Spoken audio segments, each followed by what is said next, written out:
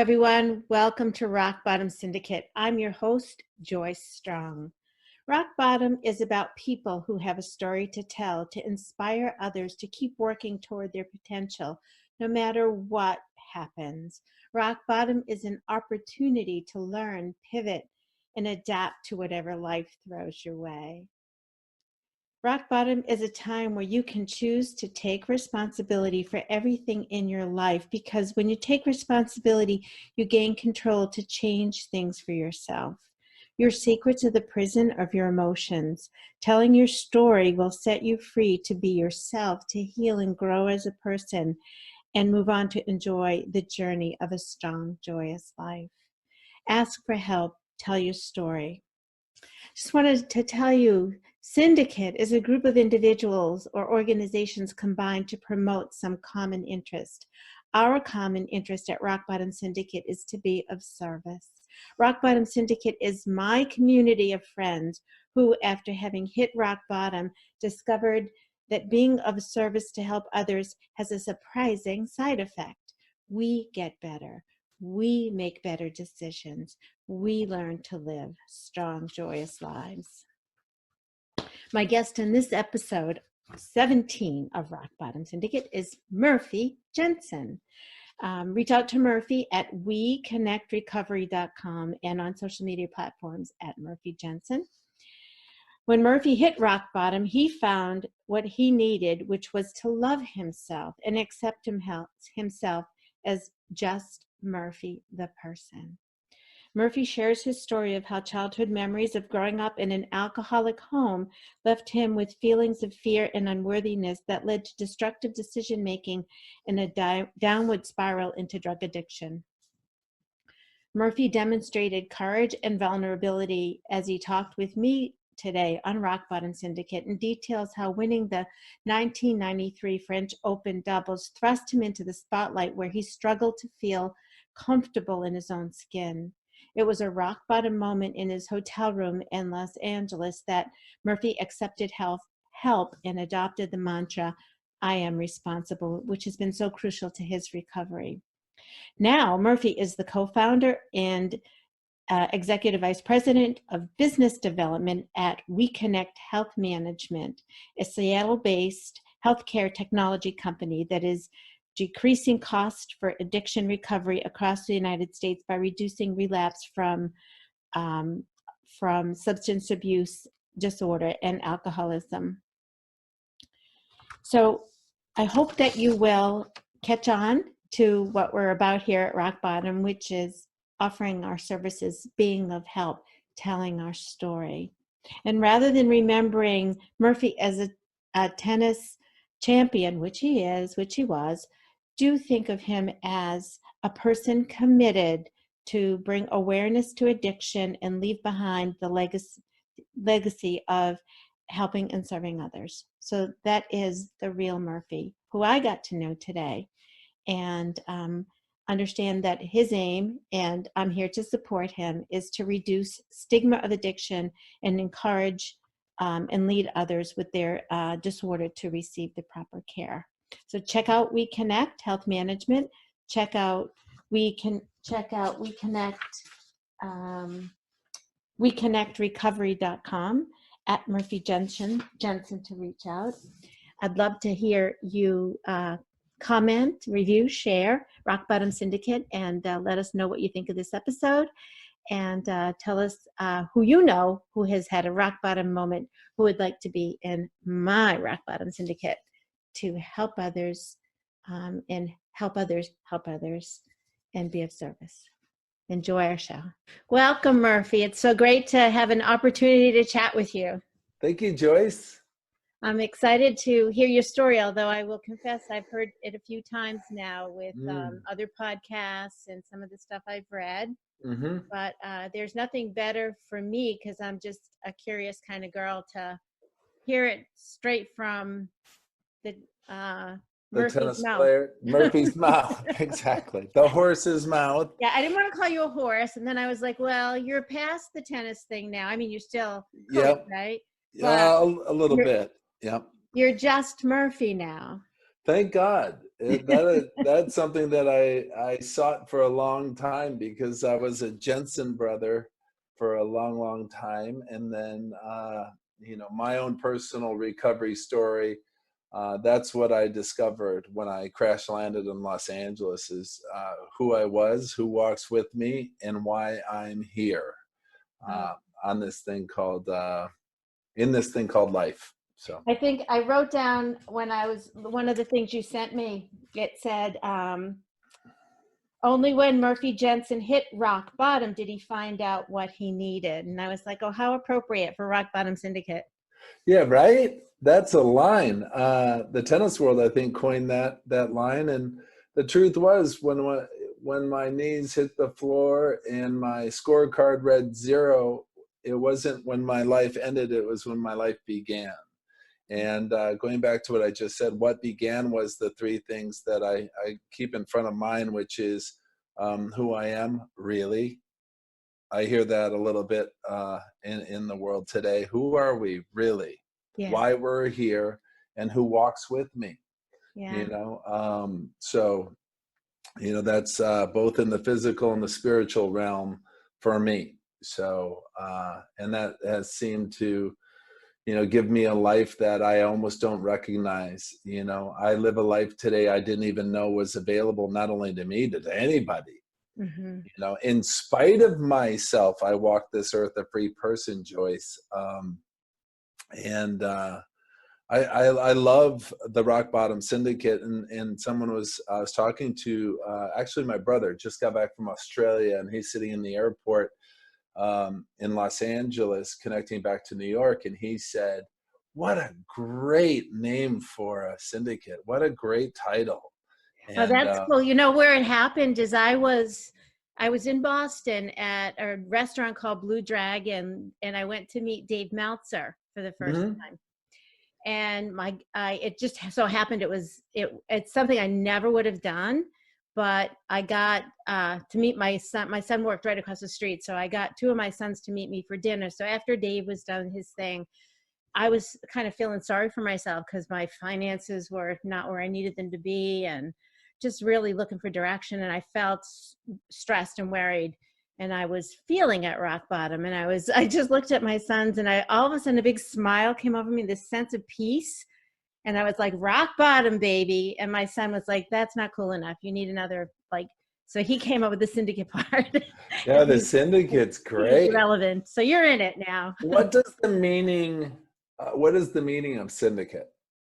I think it's just an organization, just a group. Yeah, I think. And so to me, it's like, kind of organized or formal, and so I'm like, who would I want in my rock bottom syndicate? Those people who know what I feel like and have been through it, inspire me, and they have the tools like the things that you're going to talk about today. Well, it's an honor and a privilege to be with you today. And the symbol I picked for it was infinity symbol. Yeah, infinity and beyond. I can't wait to see it. So cool. We've both been Meltzered, and now we are, as a result of that, we get a chance to spend some time today. And let me know how I can serve you today. And that's my only goal, is that I can serve you, your audience. And, I'm so grateful that you chose me to be part of your syndicate. Well, thank you so much. I would love you to share your story, what happened to you, wherever you're comfortable starting. I have read and listened, but wherever you're comfortable today telling it. It's changed over the years. It's like reading a book that you loved years ago, and then you read it again, and you see things you missed, or it has a different effect on me. And the reason I've realized that our stories change is a result, as when I read those books that used to have a different impact on me, it has a different impact on me today, because I'm different today. I'm in a different place today. I've changed. I used to say the book has changed. This book has changed, and the story has. But I would go to. I grew up on a Christmas tree farm in northern Michigan. I was raised by in a sports, very athletic house. Dad played professional football for the New York Giants at a time when they didn't have helmets. So there's a lot of, hits to the head with no protection, and enter me into the world. I am baby number 2. I have a big brother. Dad built a tennis court in our backyard. He thought it'd be great for our footwork for football. It never was a thought that we'd become professional tennis players. Literally, we built this court so it would enhance our skills on the football field. Cut to, we started competing at a very young age as a family. And I'd like to also share that I grew up in an alcoholic house. My dad suffered from substance use disorder, but he got help by the age of 8. But that experience in growing up in that house prior to his own recovery, and he stayed recovered till the day he died. And as a result of that, it changed the trajectory of our lives forever as a family. All the dreams that mom and dad had for us kids got to come true as a result of him getting well and him getting help. And I don't think any of it happens, without dad being in the game and mom being in the game, and them having tools to help raise us kids into useful human beings. And mom taught our family about service and compassion and treating people well and behaving properly. And you add success on the tennis court or in professional sports to that mix, you've got a pretty powerful cocktail. My brother and I, being, both parents were school teachers. So, tennis, golf is usually sports for the affluent. And we looked at the game gave us opportunity. The greatest gift in the world, in my opinion, is the gift of opportunity. For me, in my own recovery journey, it's been the awareness that there was an opportunity available, to be awake to the thought that talking to Joyce today is an opportunity not only to connect, but to who knows what's happening right now, in my opinion. So cut to tennis took off by the age of 8, 9, 10, 11. I'm playing the nationals. By 13, I'm traveling the world. Wow. By the time football was brought up again, the risk of injury, we had too much to lose through a football injury to even consider playing football anymore. And by 17, 18, we were the best in the world in junior tennis.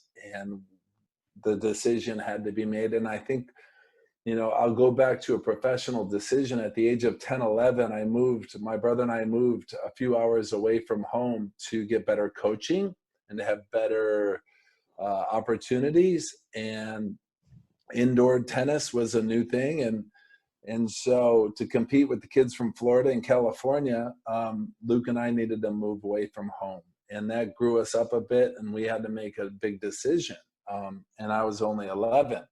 Wow. By 17, 18, we were offered scholarships to every university in the country or turn professional. I chose to go to college, and it was at college where I felt the first symptoms of loneliness, maybe didn't fit in, or guilt and shame for not measuring up to what I thought I should be doing with my life. I should be having different results than I was having, and I was, it didn't feel good to play number 4 and 5 on an amazing team at the University of Southern California when I had been,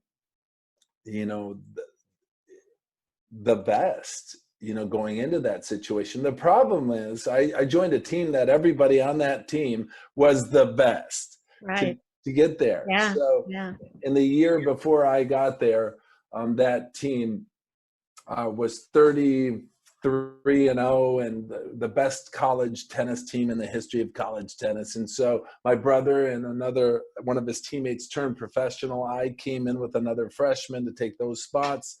And, we had upperclassmen that were 2-3 years older. So, I had an unrealistic expectation of myself to say I could go play 1 or 2 on a team that was so successful and that were older, had more experienced kids on the team. So cut to after 3 years of college, I turned professional.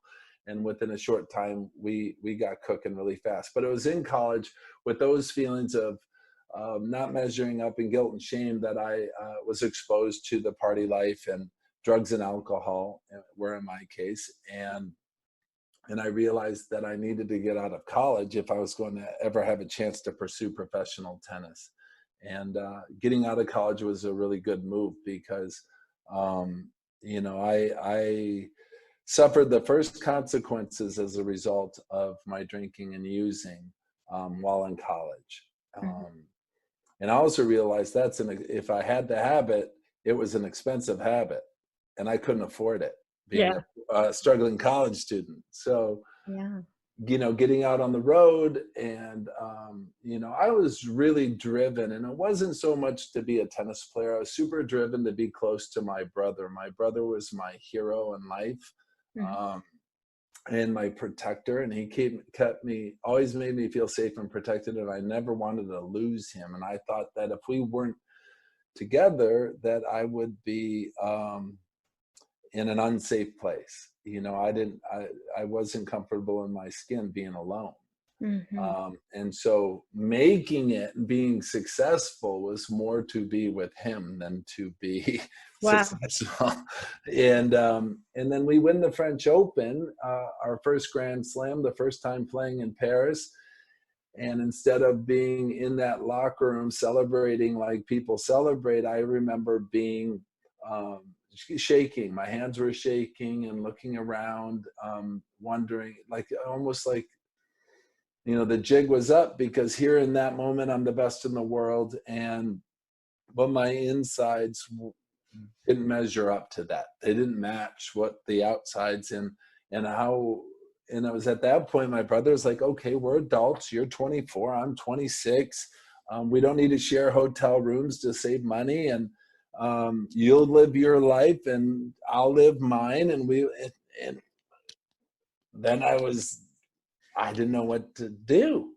I didn't know what to do. And, I'm not saying that my life in tennis it really was insanely remarkable, but I have to say that I was really asleep. I think I was just fending off the demons that I had to address or didn't know I had to address. And it was in 1999 with the birth of my first son, Billy, is when I crash landed in Los Angeles after, having a really, I played a US Open that ended up in a blackout, and which ended up in Los Angeles in a hotel manager, instead of calling the police, called an interventionist. And that interventionist asked if I'd be willing to get help. And for some reason, I said yes. I was so lucky to have a manager that had compassion for what was going on. Yeah, that's amazing. I was wondering, because I heard that part of your story, did you have any thoughts of committing suicide, of ending your life at that point? Had you lost all hope? I think those thoughts occurred, a couple of times leading up to that. Those thoughts occurred when I missed a quarterfinal Wimbledon match. Those thoughts occurred when I started missing the things that had loved me to death, and then I had to face the consequences and the people that loved me with the results of either not showing up for obligations or not showing up for myself, or I had to explain myself, and what was attached to that explanation was I was feeling worse and worse about myself, which made the situation. And nobody, I think I believe that substance use disorder and addiction and behavioral health issues is a family disease. And I think it's a really complicated problem, and it isn't a simple solution. Mm-mm. I think I talk to a lot of families that don't know what to do. They're really lost, like Mhm. treatment centers, rehabs. And you go on the internet, Google says to do this. I Googled, whatever the addiction or the crisis, there isn't a clear roadmap to recovery. Mm. And there isn't that much consistent messaging in how to get well. And then in my case, I can't speak for anybody else, but in my case, I couldn't tell the truth from the false of what was going on in my head, because when it comes to addiction, I find that my mind will do anything and everything to defend the right to drink and use again. It will say things like it wasn't that bad, Mhm. or if I just, stop by 11, or mix it differently, or Mm. you know, or or it'll just, okay, I'll whatever the excuse, my mind played tricks on me. And it wasn't until I was hurting enough and I was sick and tired of being sick and tired, Mhm. and that I was offered a gift, which it was a gift to go to detox. It was a gift to be offered sober living for a year. And here I was, you know, a professional tennis player, somewhat of a tennis star, top 10 in the world, heading down to Australia. But my home for a year was a sober living home in Culver City, California. And I think what keeps people sick is the guilt and the shame. I think what keeps people sick is the fear of being found out, Mhm. uh, in and around that. And I think the stigma of addiction and substance use disorder is something that must be smashed. That if I had gone to the world of tennis or beyond and said I had bone cancer, they'd have named a stadium after me, and there would have been a foundation and a fundraiser and a this and a that. And but with addiction, it's still viewed as a moral failing. And if Murphy could just pull it together and get and just make better decisions. And I had no more idea while I was making the choices I was making than anybody else. Mhm. And I do now know why, because I was treating that underlying issue, which was, not measuring enough, not enough, comparing my insides with the outsides of the world, and how do I live up to something, or didn't have the tools to be real, to look the world in the eye and accept my responsibilities, and post up. And so recovery for me has been a journey of rewiring the brain and rewiring my perceptors, my perception of what's going on. What I thought was the worst thing that could have happened to me turned out to be the best thing that could happen to me. And in spite of myself, like I said, I walked this earth a free person. I didn't want a girlfriend in my life. I got a wife and a baby. I didn't want a dog. We got 2 of those. I didn't want everything I didn't want, I've gotten, and it's the best thing that could have ever happened to me. So it's best that I don't tell the world or the universe or anything what it's supposed to look like today. It's Monday or it's Tuesday. It's whatever day of the week it is today. And I make it the best day I possibly can. Yeah. It sounds in the wake of Kobe Bryant's death, and they've been showing a lot of clips, and he had I think it was at his retirement, and he was speaking to his daughters, and he basically said the same thing, right? It's the journey, it's not the destination, and the journey is the destination, and it's taking you to a better place than you were looking for, that you were expecting. You know, I have gotten more out of I've learned more through my setbacks. I've learned more through the losses and the times I've grown more Yeah. Yeah. through those times that were hardest. The thoughts and what recovery does for somebody like me, it takes away the permanence that life used to pretend to offer, that it was going to be great forever, it's going to be garbage forever.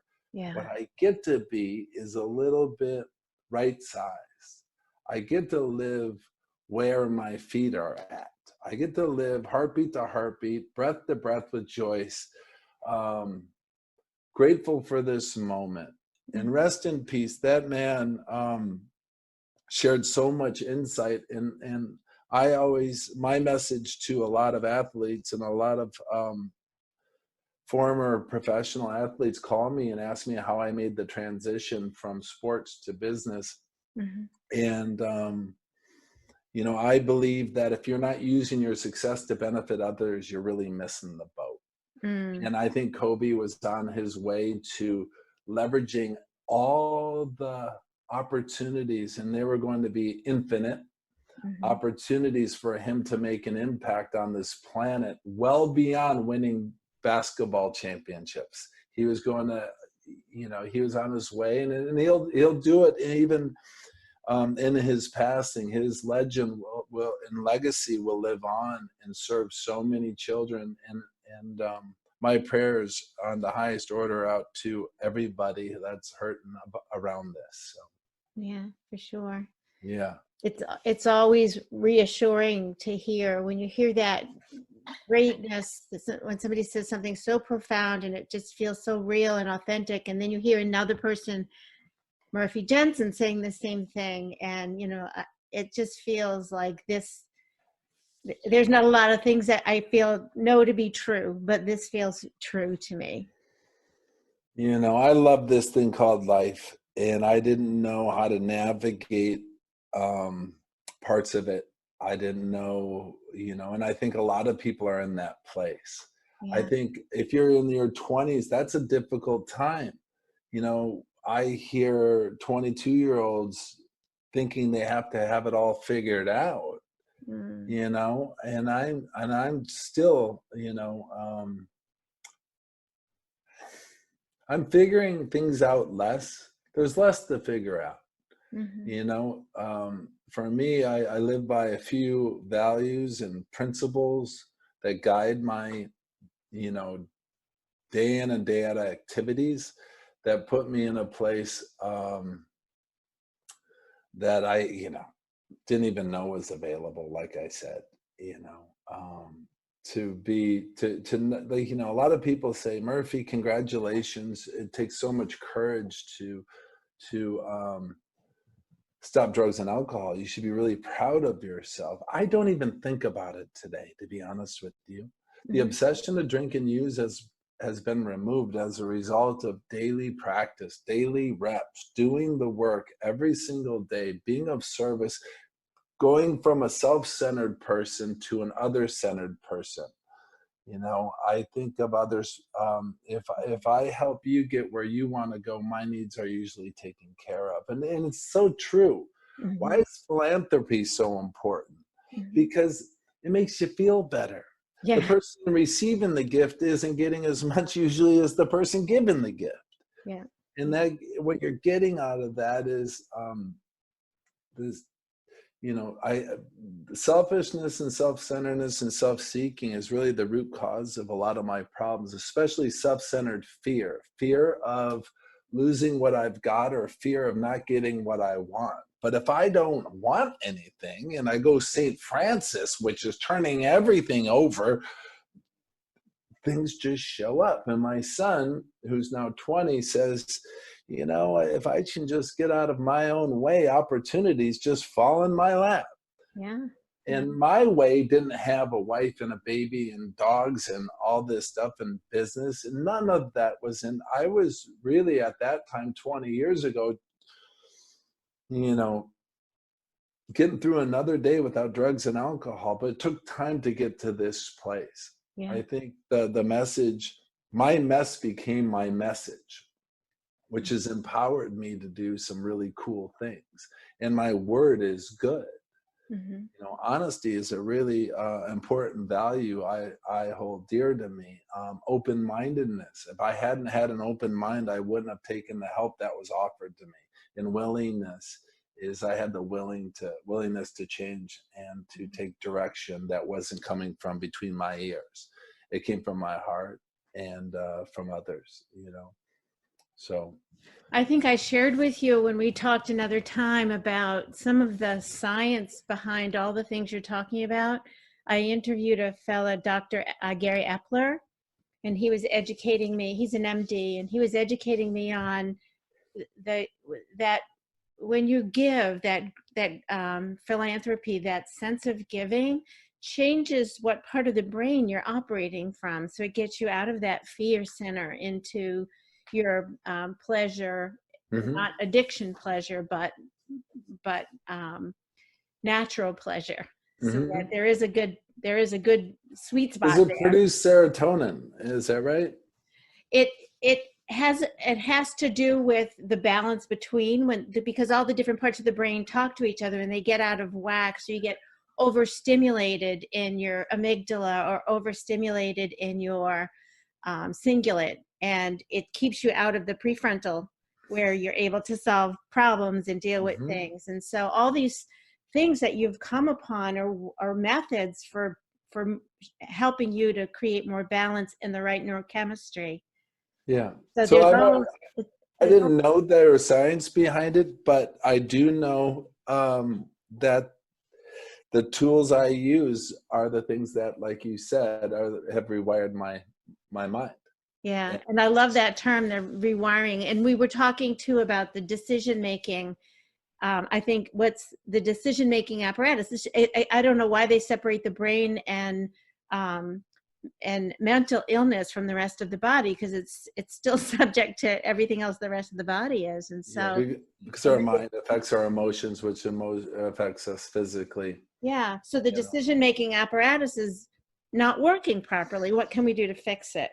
Yeah, getting tools that would allow me to have a different perception or perspective on things, and you know, not that it solves everything, but it takes time. You know, for me, a real good tool is just to slow down, Yeah, slow down, slow down. I mean, a deep breath was, you know, yeah, yeah, now I can take a deep breath. I can create space between cause and effect.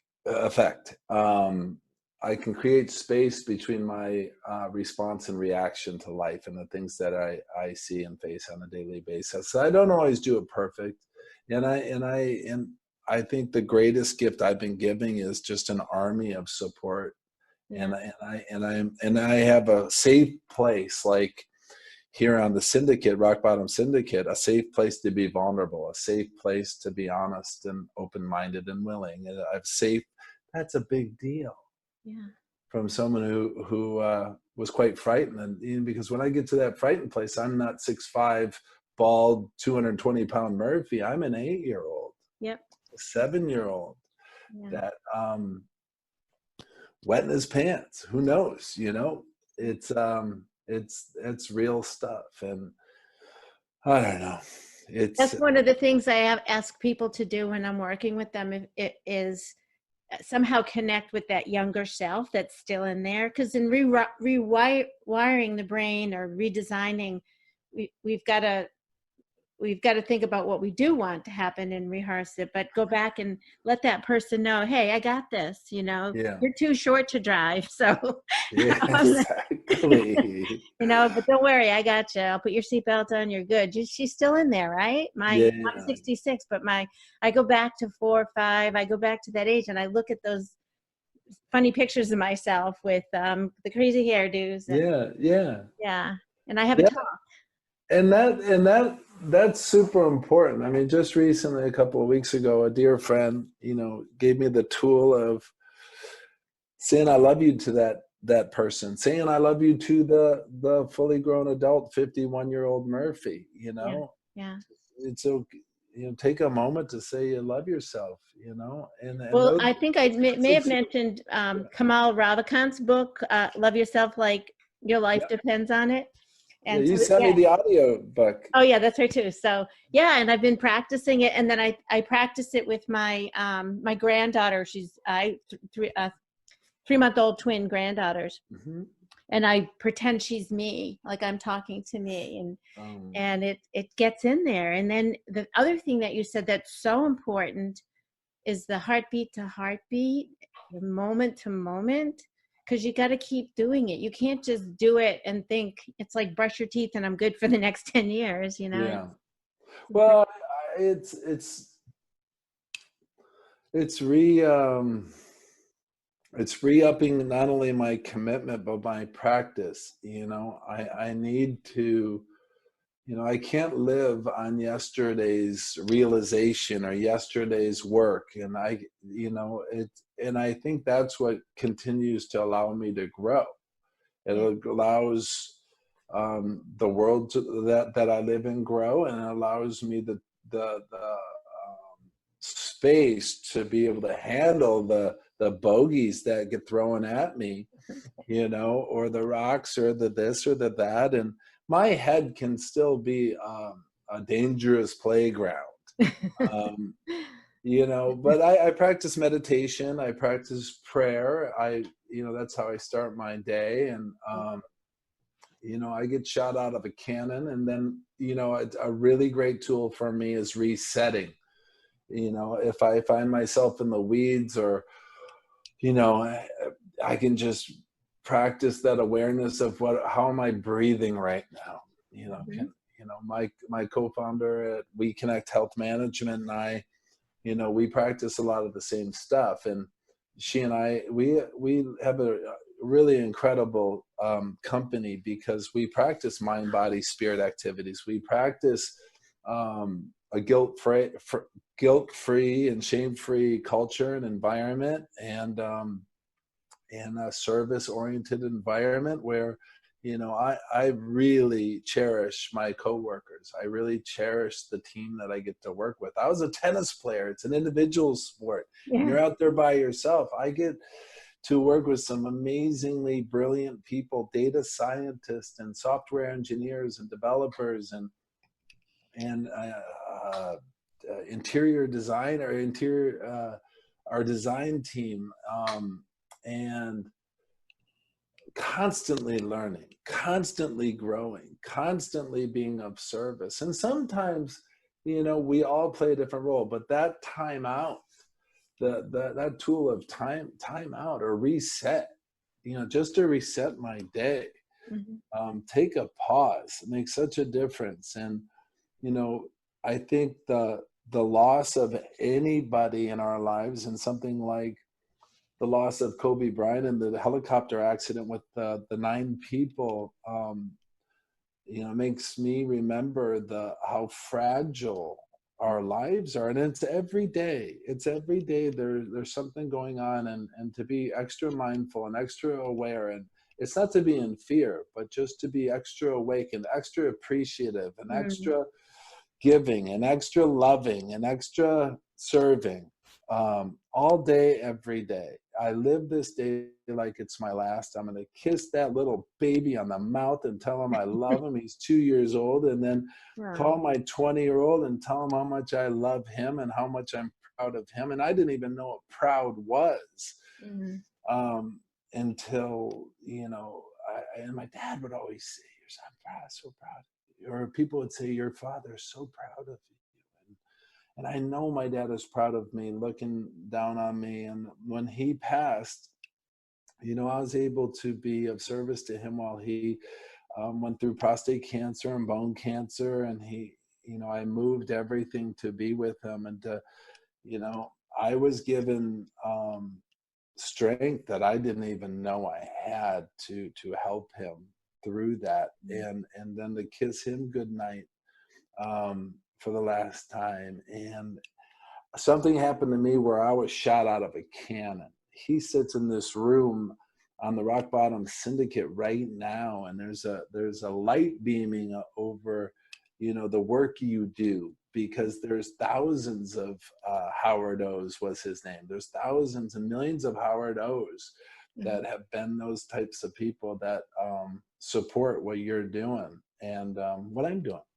Yeah, that's beautiful. Murphy, can you tell me a little bit about We Connect? I want to make sure we get to share that beautiful mission that you're on now, helping so many people. Well, We Connect Health Management is a healthcare technology platform that prevents relapse from drug and alcohol addiction and people suffering from substance use disorder. And the idea was founded from my co-founder while she was in an inpatient facility, and the clinician said there's an 85% chance you'll relapse within the first 30, 60, 90 days of being here. 85%. And so she just started journaling about it. And We Connect Health Management leverages technology to support our recovery. It leverages technology similar. We use these phones for everything. We use them to get food. We use them to get tires. We use them to buy everything, household items, personal care items, directions, anything and everything. We are now using it for. Why wouldn't we use it to support our recovery from anything? And so it's been such a rewarding journey to be able to see and get the outcomes, to get upwards to 80% outcomes and engagement. To watch these engagement numbers. The more I'm engaged in my recovery plan and my treatment plan, which was essentially what we did, is we digitized the piece of paper that's being handed to a Murphy Jensen when he leaves a rehab or a hospital system. We digitized that care plan, and the more engagement I have, the better outcomes that I'm going to have, which lowers the cost of addiction health care. It's literally been the most rewarding work of my life because it's something personal. B, it's something that not only personal, but it's something that every day when people ask me what kind of job should I look for, find something that's challenging. Find something that you're going to be forced to really dig. And that's where I go back to process. Building this company, we started with three folks in a picnic blanket here in Seattle, Washington, and my co-founder brought me a piece of fish when we first met at the in Seattle farmers market, and I thought that was strange. I didn't even live here, so I moved my whole family, and I knew there was a window of opportunity to do something beyond the game of tennis. And when my dad passed, my wife and I agreed that we were going to go pursue that. I had no experience in the tech space. Wow. I had no experience in finance and funding. I had no experience in any of the areas in healthcare. Yet we sit, and so when I'm here to say I am living proof that if you're feeling hopeless, that you can see no solution in sight, that something that you can't even imagine is waiting for you if you're willing to take and accept the gifts that are, sometimes it could be as simple as, hey, the company, my mother-in-law says to me, Murphy, would you be willing to help a family friend and take them to a support group meeting? It's Thanksgiving time. It's Thanksgiving Day. And I could say, Margaret, I'm going to eat some turkey and get after this pumpkin pie. But instead I said yes. As a result of saying yes to my mother-in-law's request, that gentleman said, a friend of mine in my outpatient program works for Microsoft and some other companies, and you should meet her. She has some really good ideas. And that's my co-founder and CEO. Oh, wow. And then it went back to, she shares with me on a whiteboard the ideas about We Connect Health Management. And now we're 40, 50 employees strong, and we're serving hundreds of thousands of people, and the opportunity to serve millions and millions of people, fortunately and unfortunately. The opportunity is so ripe, and I think there's a window of opportunity to make any great change. If I had not said yes to Margaret, I might not be sitting here today. Mm-hmm. You know, talking about healthcare technology, talking about recovery, talking to you. You know, we both know that there are little things. And once going back to the beginning of our conversation, I wasn't in a hopeless situation. The real big transition has been, you know, through my recovery, you know, life doesn't have the leverage it used to have on me, you know, that, you know, I go out this door or you go out your door, you know, you just don't know where that opportunity and that miracle and that game-changing moment is waiting for you around that next corner. Mm-hmm. And it could be someone drops something and you pick it up, and that could be someone that could have a tremendous impact on the next 10, 20 years of your life. And, you know, my dream is to get We Connect Health Management in the hands of anybody who wants it. Or, you know, recovery doesn't work for people that necessarily need it. It's for the people that want it. And for those that want it, they should be equipped with the best tools and solutions available. Mm-hmm. The cost of addiction, from financial and a human capital, you know, this problem is the #1 healthcare crisis in the country. It's on the news every single day in every national, state, and community newspaper that someone has lost a loved one to an accidental overdose. Mm-hmm. You know, today, 300 people will lose their life to accidental overdose. That's the equivalent of a plane crashing every single day. And alongside those lines, there's behavioral health and suicide. And the numbers are staggering. And then from a financial cost, since from 2016 to 2018, that problem has gone up 200%, from a $442 billion with a billion dollar problem to an $800 billion problem. So if we are not taking a look at and taking a chance, I would eat a piece of paper.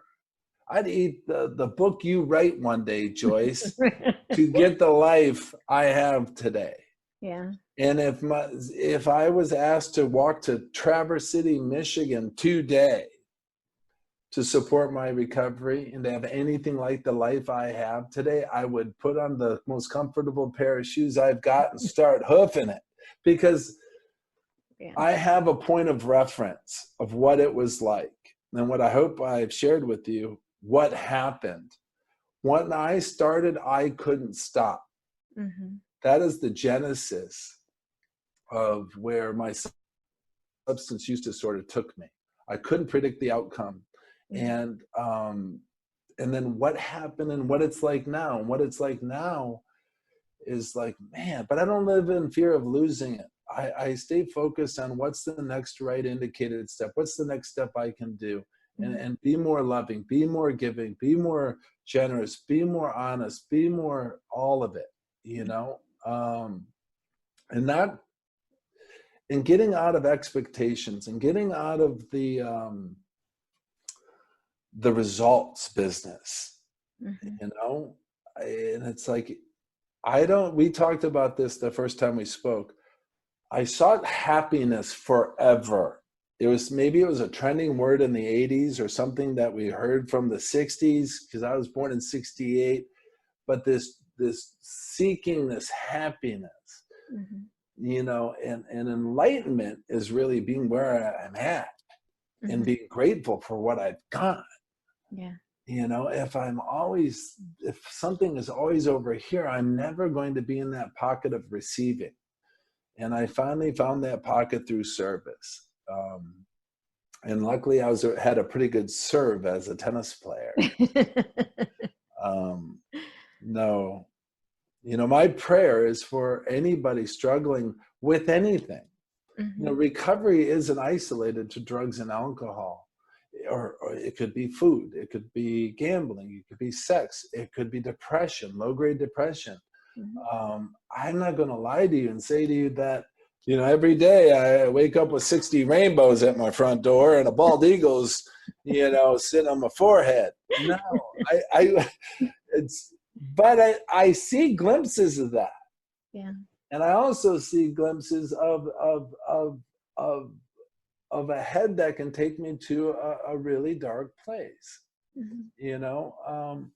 And that dark place doesn't serve me or anybody around me. But luckily, you know, I think we have to be open. I think we have to be a world that creates a space where it's okay to be vulnerable. Mhm. You know, it's like, hey, Joyce, a week ago I was hurting.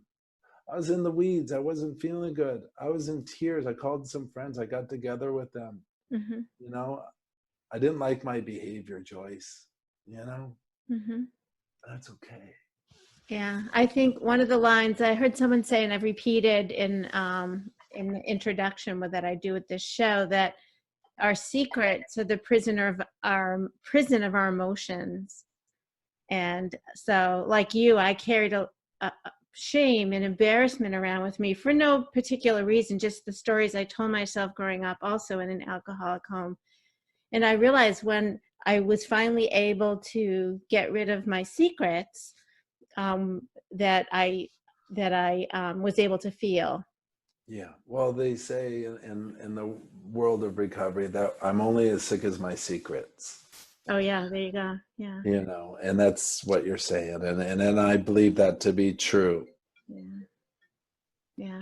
Well, that's what I'm hoping to happen here, and also, seeing with We Connect, and your whole system of connecting from post treatment to what Yep. happens in the real world and making that interactive. It's all about continuum of care.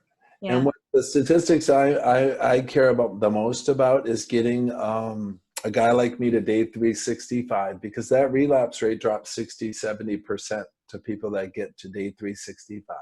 Wow. And so that continuum of care from day 28 to day 365 is a life changer. Yeah. You Yeah. want a life beyond your wildest dreams? It's available. Yeah. And it's available to everybody. And the thing that gets forgotten is that this is a treatable disease. Mm-hmm. This isn't stage 25, whatever cancer. This is doable. Mm-hmm. This is doable with the willingness, and never, ever, ever, ever lose hope. Mm-hmm. You know, never lose hope. Never, never, never. You know, and that's what recovery has given me, is hope. Yeah, I'm so grateful that you found it, and grateful to that manager who offered you assistance instead of punishment. Right? Yeah. Yeah, you know, and we build that into our platform. You know, we reward people for staying compliant and on track. It's not punitive, it's not punishing, it's empowering. It's all the things you and I just talked about for an hour. The best is yet to come, and I'm the eternal optimist as well. But I wasn't always that way. And if you look at pictures from the 90s, some are like, it looked a little tired there. It looked a little dark. I am so grateful and fired up from doing the Rock Bottom Syndicate today, because like this energy that we just shared, and everyone that will get it shared with, has really fired me up and Oh, inspired me good. to get after this day. Yeah, well, that's how I feel too, because again, it's one of those medicines that we take. It's called human connection, two people looking eye to eye, caring about each other genuinely. Mhm. And it's just medicine, and it puts you into that nice, happy, healthy part of your brain. So you can see it coming now too, when I'm sitting there and I start to ruminate about something my son said, or I start to invent stuff in my head. I'm like, it's a red flag. It's like, you're making it up, Joyce. Get out of that room. Totally. In the head. Yeah. So it's Totally. wonderful to know that I have that control and power. And I thought, you can get stuck there, and it just is a vicious cycle. So once you learn you're driving this bus, you can control it, then it's a whole new world. Well, I think for me, the illusion that I had any control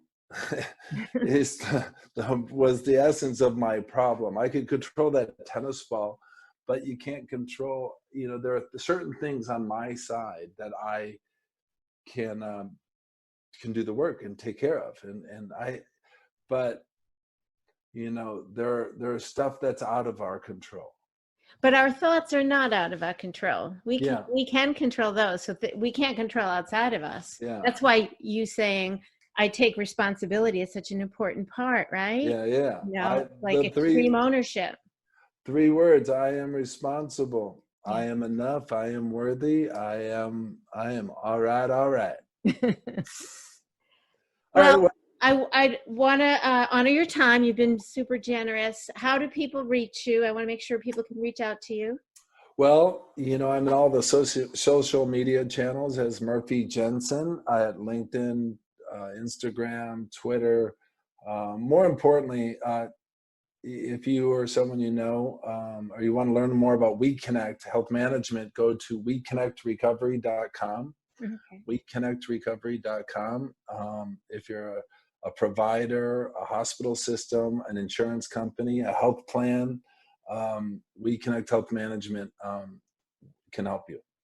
And I'll put that in the show notes as well, so people will see that when they go to the show notes. Perfect, Joyce. Well, I'm wishing you a blessed, successful day, week, month. Thank you. Make this the rest of January the best. Let's do that, and not stop there for sure. I'm so grateful to spend time with you and just enjoy your company. Yeah, you're amazing, Joyce. Thank you. Thanks.